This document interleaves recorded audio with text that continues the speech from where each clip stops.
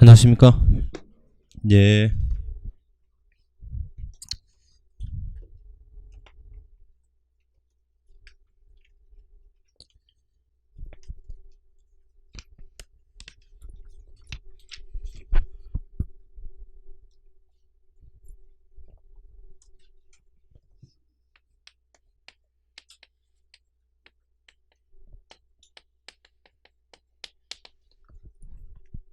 저는 세무사업을 하고 있고요.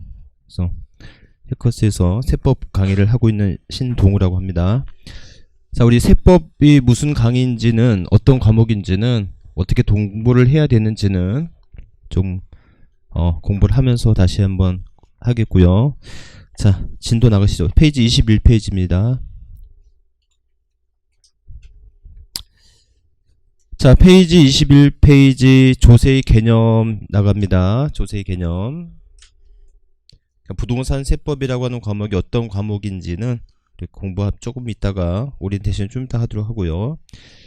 여러분들 혹시 요람에서 무덤까지란 말 들어보셨습니까? 요람에서 무덤까지. 이게 뭐예요? 요람에서 무덤까지는 뭘 나타낸 말일까요? 이게. 네? 네.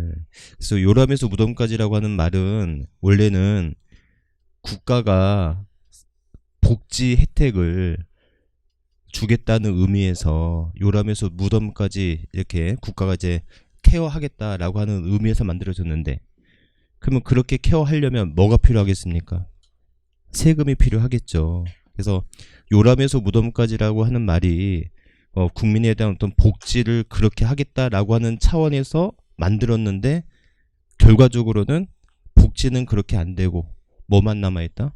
세금만 남아있는. 그래서 이제 요람에서 무덤까지 그랬을 때는 이제 세금을 나타내는 그런 이제 대명사가 됐는데, 자, 어찌됐건 조세라고 하는 게 뭐냐라고 하는 걸 한번 볼게요. 여러분들 뭐 쓰진 않을게요. 저기 보시면 거기 페이지 21페이지에요. 여러분들 줄 긋거나 그러지 마세요. 제가 줄 그라고 하는 것만 그냥 그시면 됩니다. 표시라고 하는 것만 굳이 하실 필요 없고, 여러분들 조세라고 하는 것과, 여러분들 국민연금이나 또는 건강보험료는 조세예요, 아니에요? 아닙니다. 그래서 기본적으로 국민연금이나 건강보험료는 준조세라고 표현은 하지만 그 자체가 세금은 아닌 거죠. 그러면 우리가 건강보험료 또는 이렇게 공과금 또는 조세의 가장 큰 차이점은 뭐냐면 부가권자가 누가 나는 거예요. 과세권자가. 그래서 조세는 그 부가권자가 국가나 지자체가 되는 걸 조세라고 하는 반면, 공과금은 국가 등이 아닌 공공단체나 또는 그런 공공기관이 그 요금을 징수하기 위해서 징수하는 것을 뭐라고 한다? 공과금이라고 표현하는 겁니다. 아셨죠? 그러면 그냥 상식적으로 알고 계세요. 왜 준조세라고 하는 표현을 쓰냐면, 여러분들 세금 체납하면 어디서 압류가 들어오죠? 세무세에서 압류가 들어오죠. 건강보험이나 또는 국민연금을 안 내면 여러분들 법원을 통해서 압류가 들어오는 게 아니고 어디서? 국민연금관리공단이나 건강보험관리공단에서 어떻게 되나요? 직접 압류가 들어온다고. 이걸 체납처분이라고 하거든요. 그래서 직접 압류할 수 있는 그 채권이 두 가지가 있는데, 하나는 조세고 하나는 공과금이다라고 말을 하는 거예요. 무슨 말인지 아시겠죠? 그러니까 여러분들이 채권을 여러분들이 어떤 다른 사람한테 채권을 가지고 있어요. 그럼 채권을 확보하기 위해서, 강제로 하기 위해서는 누구한테 부탁을 해야 됩니까? 법원한테 부탁을 해야 되죠. 그거를 강제집행이라고 말을 해요. 아셨죠? 그런데 기본적으로 조세나 공과금은 법원을 통하지 않고 어떻게 한다? 직접 압류가 가능해요. 여러분들 자동차세 안 내면 어떻게 돼요? 번호판 영치해 간다고 하잖아요. 그걸 법원의 허락을 받지 않고 갖고 가잖아요. 이걸 뭐라고 한다? 체납 처분이라고 말을 하는 거예요.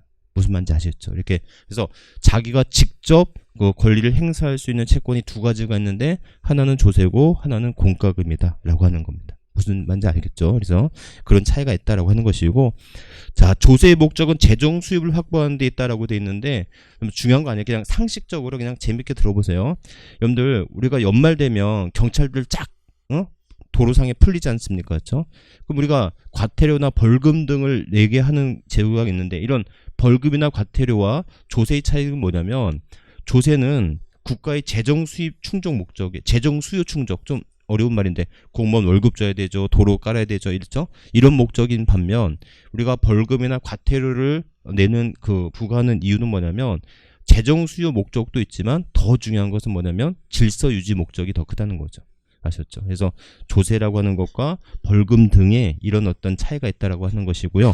자, 세 번째, 조세는 직접적, 개별적, 반대급부 없이 부과한다라고 돼 있는데 여러분들 혹시 우리가 지금도 전기세, 수도세 그럽니까? 뭐라고 하죠? 전기, 요금, 수도, 요금이라고 말을 하는 거잖아요. 그죠? 그럼 전기세, 수도세라고 하는 표현은 바람직한 표현이 아니고 전기, 요금, 수도, 요금이라고 표현해야 되는 건데 그러면 세금하고 요금의 가장 큰 차이점은 뭐냐면 여러분들 제가 세금을 더 많이 낸다고 해서 세금을 덜 냈다고 해서 국가가 나한테 제공하는 국방의 서비스나 치안의 서비스나 행정의 서비스가 배제되거나 세금을 더 냈다고 해서 더 많이 제공되는 것은 아닌 것이죠. 그러니까 내가 세금을 내는 것은 국가가 나한테 제공하는 서비스와 내가 내는 세금은 서로 급부와 반대급부의 성격이 아니라는 거죠. 국가는 당연히 나한테 줘야 되는 의무이고 제가 세금을 내는 것도 헌법에 주어진 하나의 의무로서 내는 것이지 국가가 저한테 제공하는 서비스와 제가 내는 세금의 관계는 없다는 겁니다. 하지만 전기 요금이나 수도 요금은 어떻게 돼요? 기본적으로 내가 받는 만큼 내가 내는 것만큼 서비스가 제공되는 것이잖아요. 그렇죠? 그러니까는 세금하고 수수료 또는 요금의 차이는 뭐냐면 반대급부가 있느냐, 상관관계가 있느냐, 없느냐 이런 것이 가장 큰 차이가 있다라고 보는 것입니다. 아셨죠? 그래서 조세라고 하는 것은 이제 그런 차이가 있다라고 하는 것이고요. 한 페이지 넘겨보실래요? 자, 뭐 조세는 강제적으로 징수하는 수단이다. 뭐 이런 것이 있고, 자, 여러분들 페이지 22페이지 보시면 조세는 금전적 급부가 원칙이다 이렇게 돼 있죠. 그래서 여러분들 그것만 표시. 괄호 6번만 표시입니다. 괄호 6번만. 그래서 시험에 나온다면 얘가 나올 거예요. 시험에 나온다면. 그래서 조세의 개념을 물어보는 시험 문제는 이젠 더 이상 나오지는 않습니다. 근데 이제 우리가 상식적으로 좀 알고 가자는 의미에서 얘기했던 것이고 기본적으로 만약에 나온다면 이것만입니다. 오늘 여러분들 우리가 오늘 한 6가지, 7가지 정도를 공부를 하고 갈 거예요. 그래서 오늘 그 6가지, 7가지만 외우고 가시면 됩니다. 첫 번째, 물납이 인정되는 조세. 이거 먼저 외우고 가세요. 그래서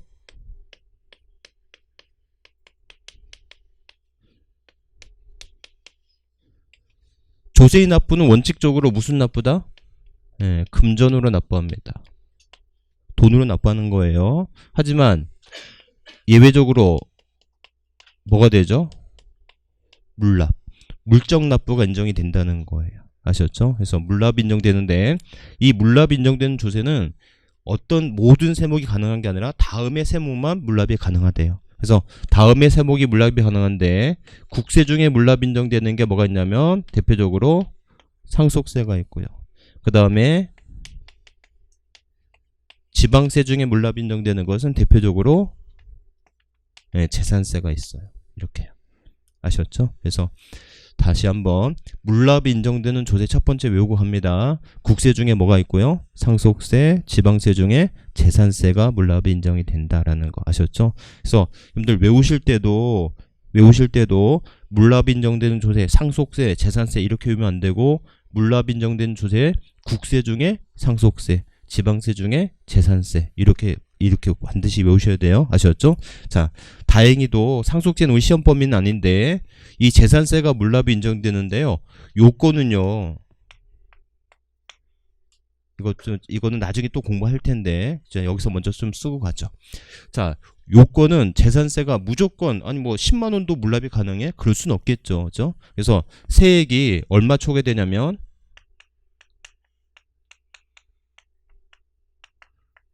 1000만 원 초과 시에 물납이 가능한 거예요. 그러니까 물납은 아무나 하는 제도가 아니고 재산세로 납부해야 될 세금이 얼마 초과할 때 1000만 원 초과할 때 물납이 가능한 겁니다. 아셨죠? 그거 먼저 좀 기억해 두시고 그 다음에 물납을 할 수 있는 곳은 그러면 뭐 내 핸드폰을 물납할 수 있나? 그런 건 아니고 그래서 대상은 관할 구역 내에 부동산에 한해요. 관할 구역 내에 부동산에 한한다.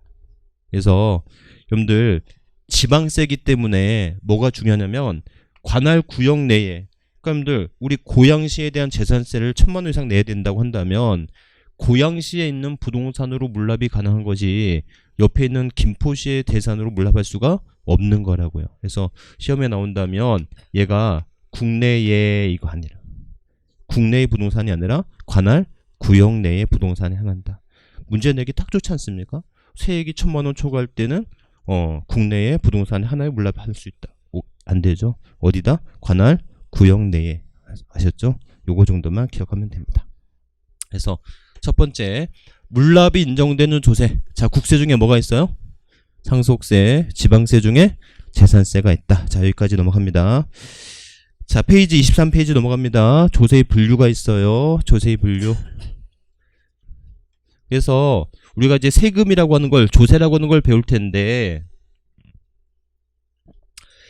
자, 조세를 배울 텐데, 과세 주체에 따른 분류로서 조세 분류인데 첫 번째,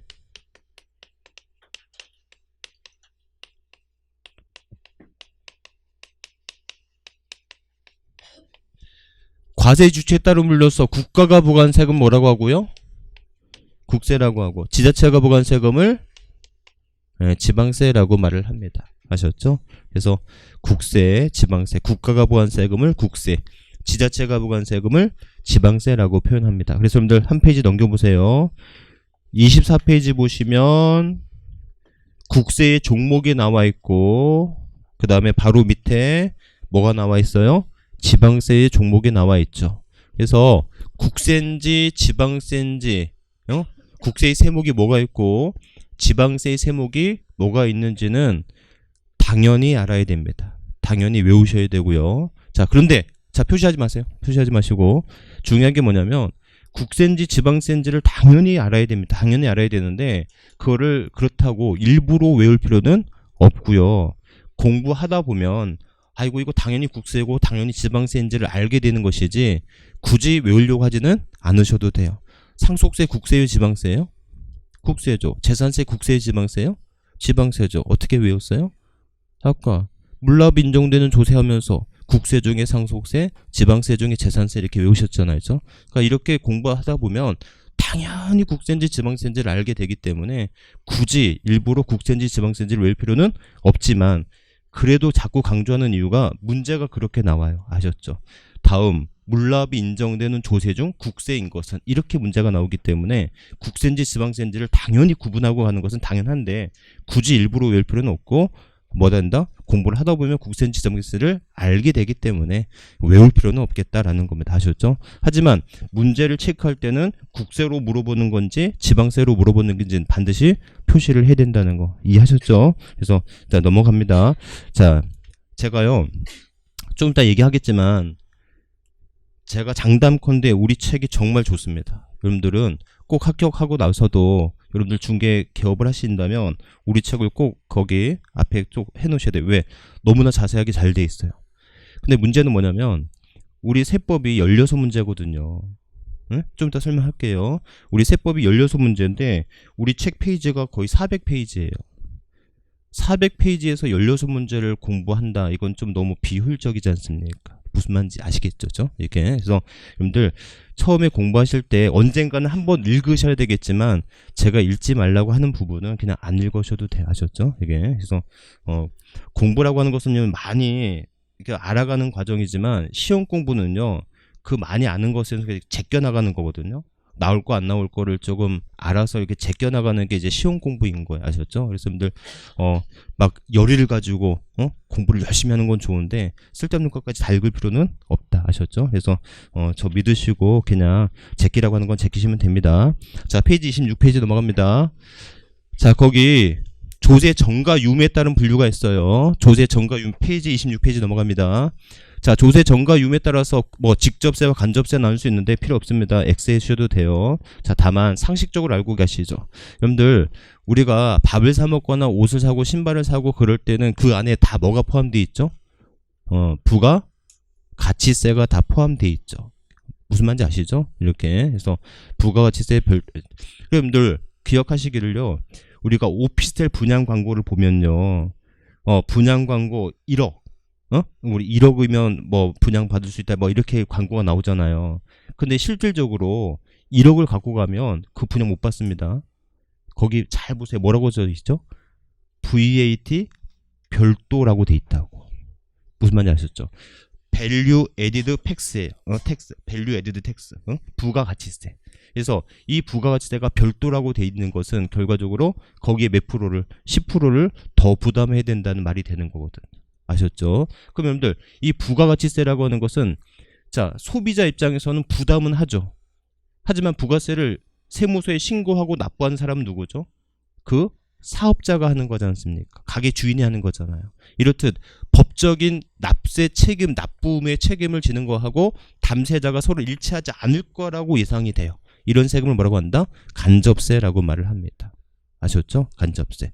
대표적으로 여러분들 뭐 담배 흡연하시는 분도 계시겠지만 담배 소비세가 대표적인 또 간접세가 되는 거잖아요. 무슨 말인지 아셨죠? 이렇게 그래서 직접세와 간접세 뭐 이렇게 차이가 있다라고 하는 것만 좀 기억하시면 됩니다. 아셨죠? 이렇게 그래서 뭐 굳이 소득세가 직접세니 부가가치세가 간접세니 이런 건 필요 없고 그냥 우리가 세법을 배웠으니까 직접세가 이런 거였구나 간접세가 이런 거였구나라고 하는 것만 알고 가면 되는 거지 굳이 이거 어떤 세목이 있다 이런 거 외우지 않으셔도 됩니다. 자, 둔데 세 번째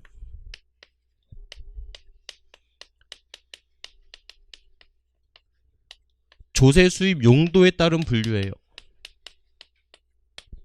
조세 수입 용도에 따른 분류. 그래서 여러분들 대표적으로 무엇과 뭐로 나올 수 있다? 보통세와 목적세로 나올 수 있다는 거예요. 그래서 오늘 두 번째 포인트 뭐 외우셔야 된다? 목적세 외우셔야 됩니다. 목적세 외우고 갈게요. 자, 조세 수입의 용도에 따른 분류다라고 하는 겁니다. 목적세. 해서 반드시 좀 외우셔야 합니다. 물론 이런 문제가 이제 더 이상 나오지는 않습니다. 우리가 부동산 세법, 공인중개사라고 하는 어떤 시험 제도가 생기고 나서 한 10년까지는 이런 문제가 나왔지만 요즘에는 이런 문제가 나오진 않아요. 하지만 그러니까 전통적인 그런 어떤 주제이기 때문에 이런 거 정도는 그냥 기본적으로 외우고 가자라고 하는 겁니다. 자, 여러분들 뭐 이런 말 하면 계시면 여러분들 예전에요. 이명박 전 대통령이 독일을 순방하고 와서요. 독일을 보니 통일 비용이 너무 많이 들더라. 그래서 우리나라도 언젠가는 뭐 할 텐데 통일이 될 건데 그때를 위해서 통일세를 만들어야 될 때가 된 것 같다. 이렇게 이제 간담회를 한 적이 있었다고요. 아셨죠? 만약에 통일세라는 세금이 만들어지면 그 통일세는 보통세겠습니까? 목적세겠습니까? 당연히 목적세겠죠. 이렇듯이 세금이 걷어들여질 때부터 이거는 이 용도로만 사용해야 돼 라고 지정된 세금이 있어요. 그런 세금을 뭐라고 한다? 목적세라고 말을 하는 거라고요. 그러니까 목적세가 아닌 세금은 다 보통세인 거예요. 아셨죠? 그래서 목적세를 먼저 외우셔야 되는데 이 목적세도 역시 그냥 무조건 외우면 안 되고 국세 중에 목적세가 있고 뭐가 있다? 지방세 중에 목적세가 있는 거예요. 아셨죠? 그래서 국세 중에 목적세 뭐가 있어요? 교노. 그냥 뭐 전 앞글자 따서 외우는 걸 별로 좋아하진 않지만 이건 좀 이렇게 외우셔도 돼요. 교교노, 교통, 교육, 농어촌, 특별세. 뭐 국가의 백년지 대계는 농업이라고 하지 않습니까? 그래서 교교농. 그래서 여러분들 백년지 대계는 농업이고 천년지 대계는 교육이라고 했죠. 그러니까 교육과 농업에 대한 세금은 뭐가 된다? 당연히 목적세여야 되겠다라는 겁니다. 교교농, 교통, 교육, 농어촌, 특별세. 아셨죠? 이렇게. 자, 지방세 중 목적세가 두 가지가 있는데 지지라고 합니다. 지지. 그래서 보시면 뭐가 있어요? 지역, 자원, 시설세. 그 다음에 지방, 교육세. 이렇게 돼 있어요. 여러분들, 거기 특정 부동산분이라고 돼 있죠. 뭐 그냥 이렇게 나는데 그건 필요 없고요. 그냥 지지라고 하시면 됩니다. 지역 자원 시설세, 지방 교육세. 여러분들 살다 지역 자원 시설세라고 하는 세금이 있었는지 지금 처음 알지 않았습니까? 그런 세금이 있는지도 몰랐지 않았습니까? 뭐 하고 싶은 말은 뭐냐면 여러분들 공부를 할 때 가장 먼저 벽에 부닥치는 게 용어죠. 살다 살다 지역자원설세라고 하는 세금도 있었어. 이런 거를 처음 듣고 또 이런 어떤 세금인지도 잘 모르는 그런 과정 중에서 공부를 해야 되는데, 그래서 뭐냐면 공부를 할 때 처음에 용어가 되게 생소하고 아 이런 말이 어떤 말이야 라고 하는 것도 되게 궁금하거니와 궁금하지도 않겠지만 자, 이게 힘들 텐데, 이게 중요한 건 뭐냐면 여러분들 우리가 옛날에 영어 공부할 때 생각해보면 단어 다 외우고 영어 공부하지 않지 않습니까? 맞죠? 문법 배우다 보고 독해하다 보면 뭐가 나와요? 단어 외우지 않습니까? 그죠? 그러니까 우리 공부가 다 그래요. 모든 용어를 다 알고 공부가 시작되는 거 하나도 없죠. 그러니까 공부하다 보면 용어가 알게 되고 그 용어가 설명이 되는 것이지, 용어를 공부를 하고 나서 공부를 하는 거는 의미가 없단 말이죠. 아셨죠? 그래서 이 용어에 대한 어려움은 시간이 해결해 주는 문제이지 여러분들의 어떤 노력을 통해서 용어가 알게 되고 그러는 거 아니란 말이죠. 아셨죠? 그래서 공부하다 보면은 알게 되는 거니까 처음 공부하시는 분들은 어쩔 수 없어. 한두 달간은 힘들 수밖에 없어요. 아셨죠? 그러니까 그거 갖고 좌절하거나 힘들어하지 말라고요. 이거는 당연히 알게 되는 용어들이니까 조금만 기다리시면 됩니다. 아셨죠? 어찌됐건 외우고는 가죠. 자, 목적세. 국세 중에 목적세 뭐 있어요? 교교도, 교통, 교육, 농어촌, 특별세. 지방세 중 목적세 두 가지 있어요. 뭐 있어요? 지지, 지방교육세, 지역자원, 시설세. 아셨죠? 두 번째 목적세 반드시 외우셔야 됩니다. 자, 중요한 건 지방교육세가 왜 목적세인지가 중요한 게 아니고, 아셨죠? 교통세의 목적이 중요한 게 아니고, 교육세의 목적이 중요한 게 아니고, 얘네가 그냥 목적세래요. 아셨죠? 목적의 정의를 물어보는 거 없습니다. 그냥 목적세인지 아닌지가 중요한 거지, 얘네가 왜 목적세야 그런 거 필요 없어요. 아셨죠? 그래서 거기 우리 너무나 사용 목적도 자세히 나와 있지만 이런 거 필요 없습니다. 넘어갑니다. 자, 어찌되건 목적세만 외우시면 돼요. 자, 과세 객체의 인적 귀속 여부에 따른 분류다 라고 해서 인세와 물세 나눌 수 있는데 필요 없습니다. X 하세요. 이렇게 인세다 물세다 필요 없습니다. 이런 거 필요 없고요. 넘어갑니다. 자, 그 다음에 과세 표준에 따른 분류인데요. 여러분들 자, 필요 없어요. 필요 없는데, 자, 이건 나중에 당연히 알게 되는데 그 박스 안에 있는 산식만큼은 오늘 꼭 기억할 겁니다. 그래서 여러분들 우리가 절대로 중요한 게 뭐냐면, 여러분들 생각해보세요. 우리가 지금 배우고 있는 게 세법이거든요. 세법은 세금과 법을 합친 말이거든요. 맞죠?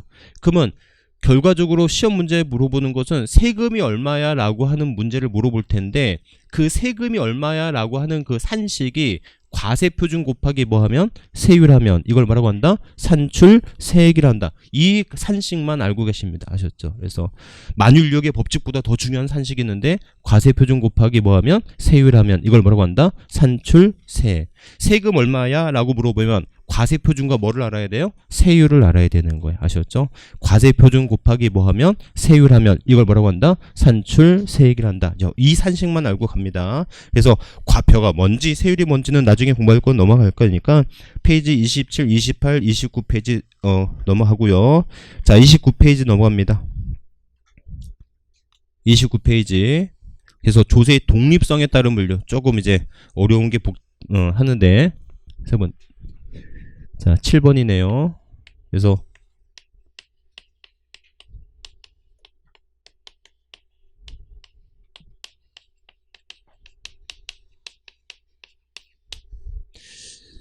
여러분들 자녀분들한테 공부 열심히 하라고 합니까? 잘하라고 합니까? 보통 말을 할 때 잘하라고 합니까? 저는 열심히 하라고 하는데, 열심히 하라고 하는데 속마음은 좀 잘하라고 하는 거 아닙니까? 이렇게. 그래서 열심히 하는 것도 아주 좋지만 잘해야 되겠죠. 이렇게.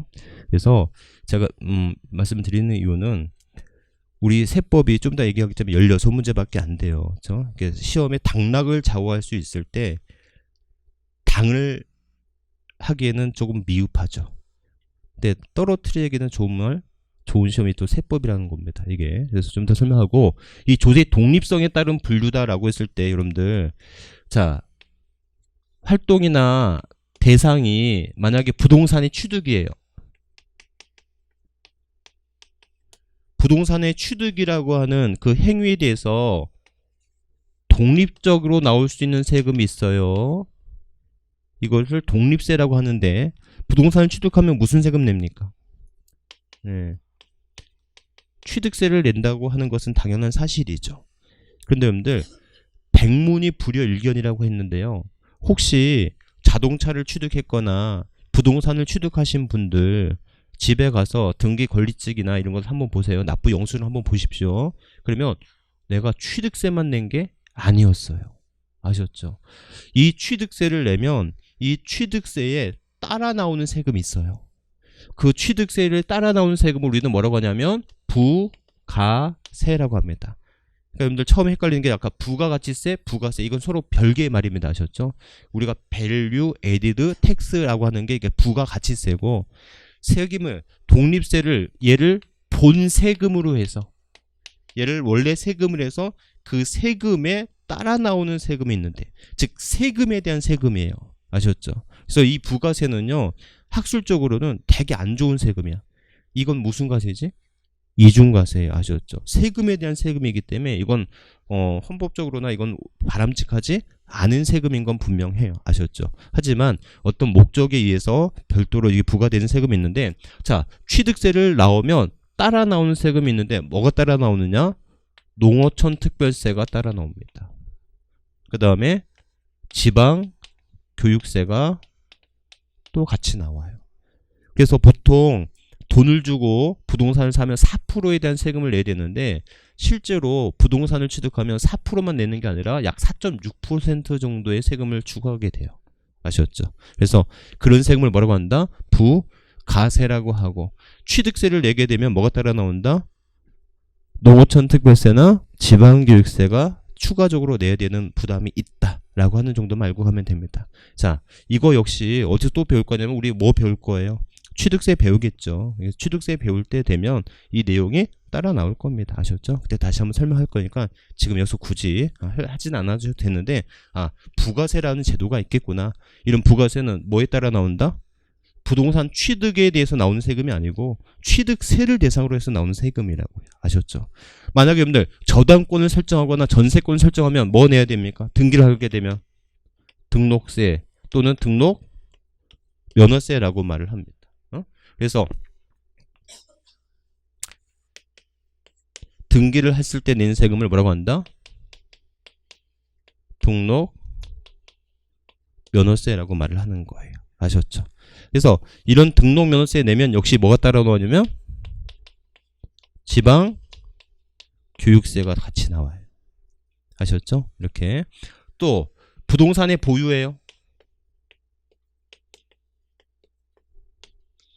자, 부동산을 보유하면 뭐 내야 되죠? 지방세 중에서는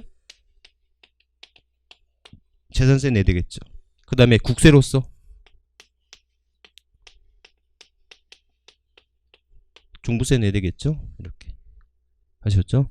그래서 부동산을 보유하게 되면 1차적으로 뭐 내야 되고 재산세 내야 되고 2차적으로 일정 금액 초과되는 사람한테는 종합 부동산세를 내야 돼요.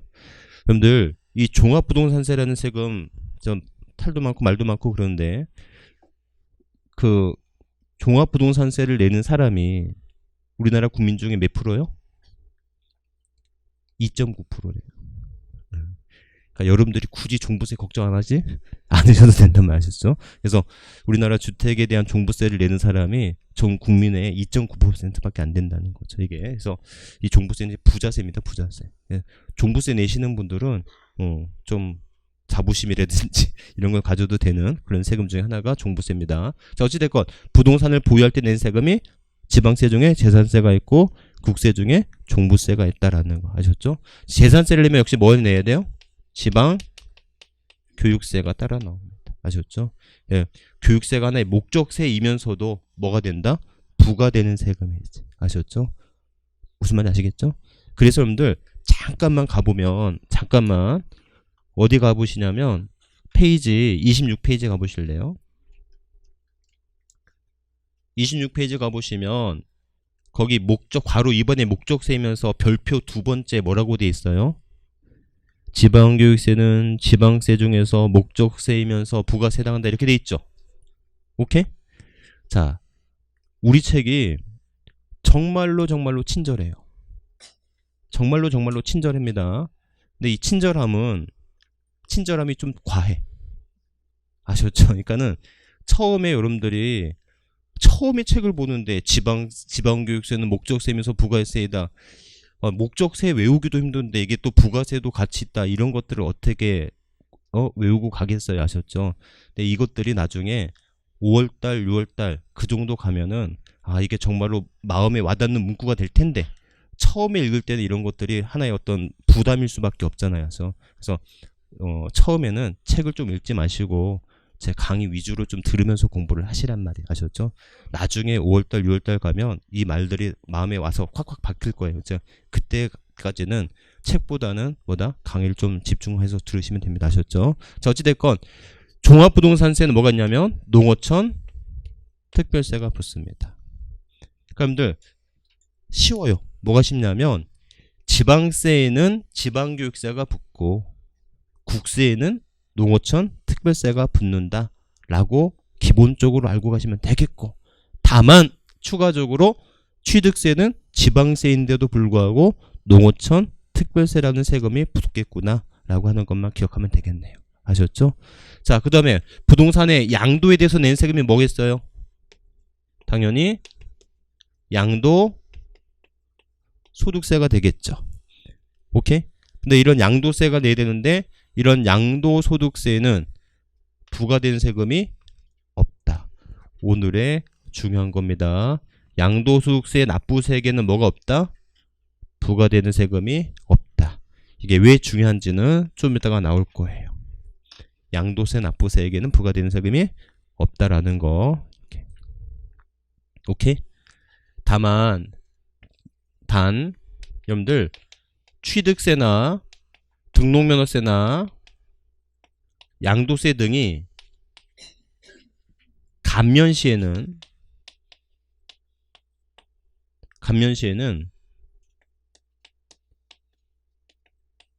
감면세액의 20%를 농어촌 특별세로 내야 됩니다. 뭘로 내야 된다고요? 농어촌 특별세가 나올 수 있다. 그러니까 납부세액에 부과되는 것도 있지만 이런 세금들이 뭐가 되었을 때? 감면이 되었을 때 감면되는 부분에 대해서 몇 프로를? 20%를 농어촌 특별세로 추가적으로 내야 된다는 거. 오케이? 근데 이게 참 웃긴 게 얼르고 뺨 때리는 거죠. 양도세 100%를 감면해 주겠대요. 그래서 제가 이제 세무서를 처음에 이제 개업을 하고 나서 첫 번째 고객한테 실수한 게 이거였어. 이제 100% 감면이 되는 걸 제가 이제 확인했거든요. 그래서 양도세 100% 감면이 되니까 이게 세금 안 내도 된다라고 해서 그 납세자가 얼마나 좋았겠습니까? 세금 안 내도 된다고 했으니까. 근데 막상 신고를 하고 납부를 하려다 보니까 뭐를 내야 돼요? 농어촌 특별세 20%를 내야 되는 거야. 거기서 신뢰가 확 깨지는 거죠. 세금 100% 안 내도 된다라고 했는데 뭐를 추가로 내야 된다? 20%를 농어촌 특별세로 내야 된다는 거지. 무슨 말인지 아셨죠? 그래서 감면이 되었을 때는 감면된 세금의 농어촌 특별세가 20% 내야 된다.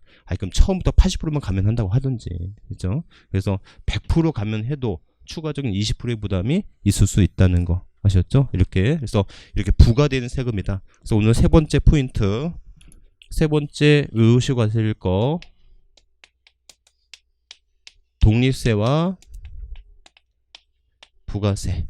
근데 이 부가세의 세율은 뭐 농어촌 특별세가 몇 프로야, 지방교육세가 몇 프로야, 이런 것들은 우리가 취득세를 배우면서 등록세를 배우면서 재산세를 배우면서 다시 공부를 할 테니까 혹시 뭐 신경 쓰지 마시고 부과된 세금이 있을 수 있구나 라고 하는 것이 중요하고요. 특히 중요한 것은 양도소득세 납부세에게는 뭐가 없다? 부가세가 없고 감면되는 부분에 대해서는 뭐가 있을 수 있다? 농어촌 특별세 20%가 나올 수 있다라고 하는 거 아셨죠? 네, 이 정도 기억하면 됩니다. 기억하시면 되겠어요. 자, 거기 부동산 활동 관련 조세가 있어요. 그래서 8번째 부동산 관련 조세입니다.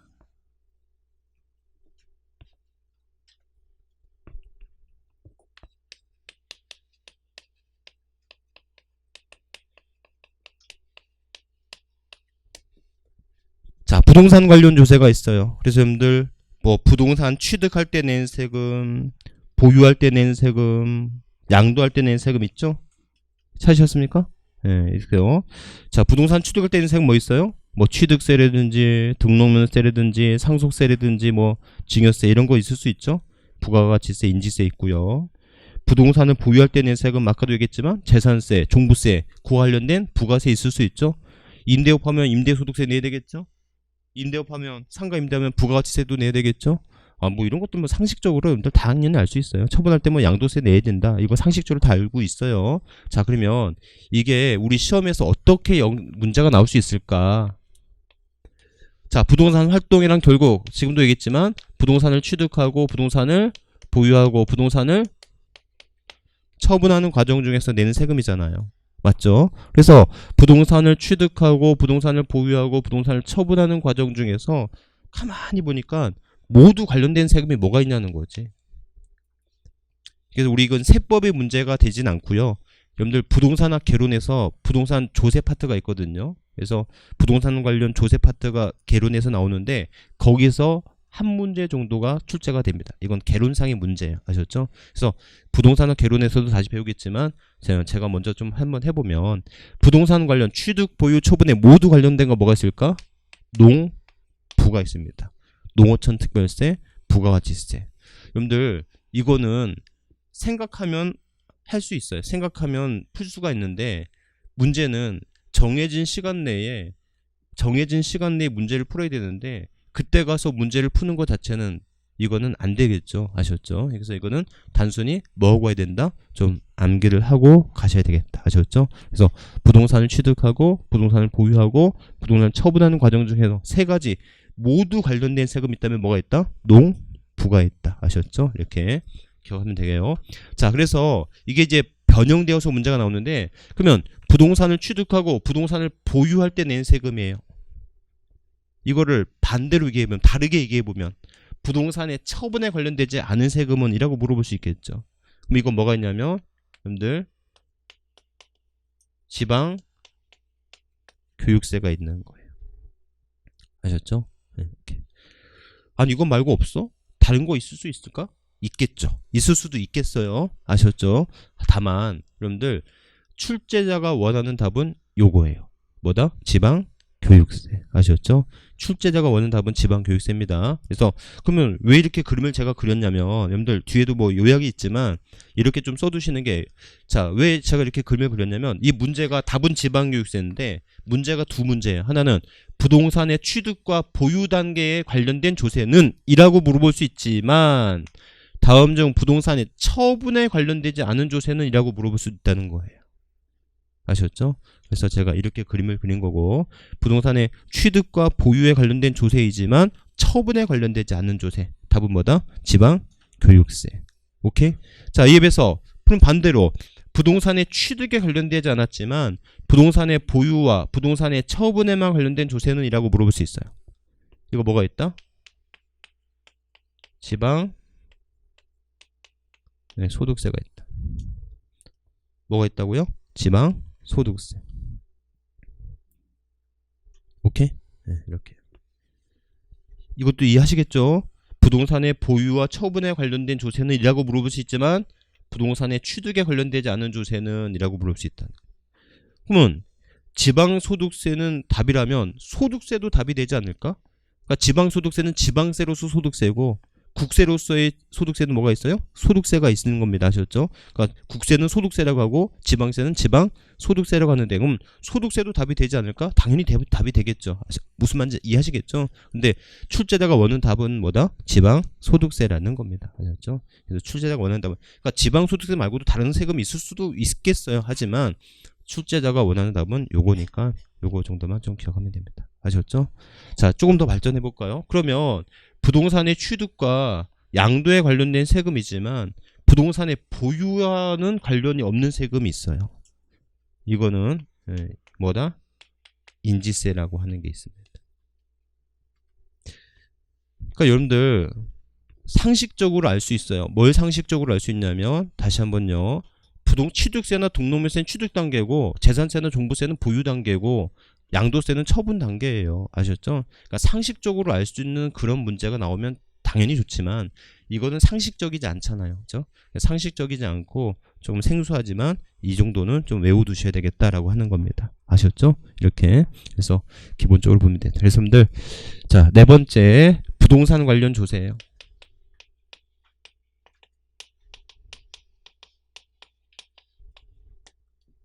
자, 부동산 관련 조세예요. 이렇게 뭐 조세 개념들 이렇게 보러 봤습니다.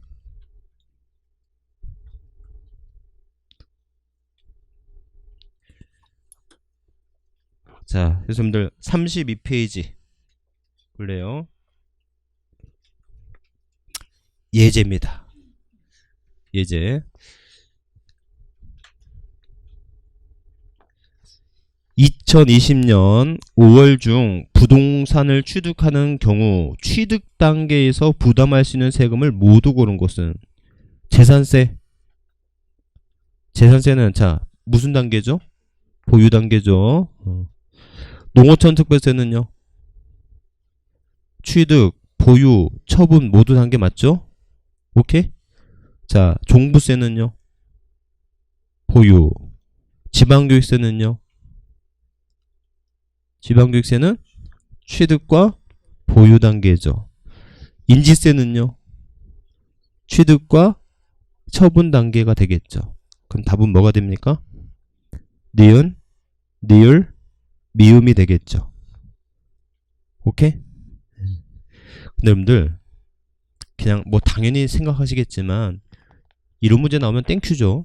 왜 땡큐냐면 적어도 기억하고 디귿이 들어가 있는 답은 되겠습니까? 안 되겠습니까? 무슨 말인지 아셨죠? 그러니까 기억하고 디귿 있는 것만 제외해버리면 답은 하나밖에 없을걸? 아마 뻔할 겁니다. 그렇죠? 이렇게. 무슨 말인지 아시겠죠? 네, 이렇게 문제 풀 때도 그렇게 한번 풀어보시라는 거죠. 자, 두 번째, 국내 소재 부동산의 보유 단계에 부담할 수 있는 세목은 모두 몇 개인가? 자, 농어촌 특별세, 취득, 보유, 처분이죠? 오케이? 지방교육세는요? 취득과 보유 단계. 개인 지방소득세는? 지방소득세는 보유와 처분이죠. 오케이? 그 다음에 지역자원시설세, 이거는 보유 단계입니다. 재산세와 똑같은 거예요. 그래서 자, 답은요 5번 몇 개다? 4개죠? 다 보유 단계죠? 아셨죠? 자, 여러분들 제가 이제 강조하려고 했던 제목이 주제가 뭐냐면 재산세다, 종부세다, 취득세다, 양도세다, 이건 취득이냐 보유냐 처분이냐 같이 너무나 명백한 세금인데 얘네들은 취득인지 보유인지가 상식적으로 풀 수 없는 문제잖아요. 이해하셨죠? 그래서 이거는 어쩔 수 없어요. 좀 외우고 가셔야 될 문제다라는 겁니다. 아셨죠? 이렇게 외우고 꼭 가셔야 될 문제, 이렇게 좀 기억하시면 되겠습니다. 오케이? 이렇게. 그래서 여러분들 페이지 33페이지 보시면 조세 부과의 원칙이 있죠? X 넘어갑니다. 자, 조세와 관련된 용어예요. 제4절 안 읽으셔도 됩니다. 넘어갑니다. 쭉쭉쭉 넘어가세요. 그래서 이제 오늘의 하이라이트 이제 37페이지 보시면 조세의 징수가 있어요. 그래서 조세의 징수인데 신고 납부와 그 다음에 보통 징수 찾으셨죠? 자, 넘어가기 전에 여러분들 한번 보실래요? 여러분들 우리 부동산 세법이 뭐 과목 설명은 안 해도 되겠죠? 몇 문제가 나온다고요? 예, 16문제가 나온다는 거예요. 등기법 또는 지적법에서 24문제가 나와서 이제 3교시를 구성하는 우리 세목이 뭐가 된다? 등기 이제 세법입니다. 공시세법이에요. 그러면 세법이 어떻게 문제가 출제가 되냐면 여러분들 부동산의 취득 단계에서 여기서 세네 문제가 나와요. 부동산의 보유 단계에서 역시 몇 문제가 나오냐면 세네 문제가 나옵니다. 그 다음에 양도소득세 및 국세에서 여기서 몇 문제가 나오냐면 5문제에서 6문제가 나와요. 아셨죠? 이렇게. 그래서 여러분들 뭐 시험 출제를 할 때 뭐 취득세에서 몇 문제, 등록면에서 몇 문제 이렇게 보기보다는 부동산의 취득 단계에서 세네 문제, 보유 단계에서 세네 문제, 양도 단계, 처분 단계에서 세네 문제 이렇게 나온다. 다섯 문제 이렇게 나온다. 이렇게 예상하시면 되겠고요. 아셨죠? 그 다음에 플러스 오늘 배우는 조세 총론에서 한 문제에서 두 문제 요렇게 해서 몇 문제가 된다? 16문제가 나온다는 거예요. 그래서 우리 세법이 어디가 되게 중요하고 어디가 좀 덜 중요하고 그런 게 없고 그냥 16문제밖에 안 되다 보니까 나온다면 한두 문제 더 나오는 수준인 거지 뭐가 특히 중요해서 이 부분은 뭐 빠지지 말아야 된다 그런 거 없고 그냥 다 나오셔야 된다. 아셨죠? 이렇게 정도 기억하시면 되겠고 오늘 배우는 부분이 이제 조세 총론인 부분이에요. 여러분들 민법 총칙을 먼저 배우듯이 이런 세법을 배울 때 이 세법에서도 기본적인 사항이 있겠죠. 기본적이고 공통적인 사항을 우리 총론에서 총칙에서 먼저 배우게 되는 거다라는 겁니다. 아셨죠? 그게 국세기본법이고 지방세기본법이라는 법이에요. 아셨죠? 그래서 지방세의 세목을 배우고 국세의 세목을 배우는데 그들의 기본적인 사항을 공통적인 사항을 규정하고 있는 법을 기본법이라고 하는데 그 기본법이 우리 조세 총론이라고 하는 겁니다. 무슨 말인지 아시겠죠? 이렇게 넘어가면 돼요. 그래서 여러분들 첫째 시간이니까 이 정도까지 하시고요. 자, 오늘의 하이라이트가 이제 오늘 프린트물 받으셨죠? 그래서 이 프린트물에서 내는 거고 이 부분은 좀 쉬었다가 할게요.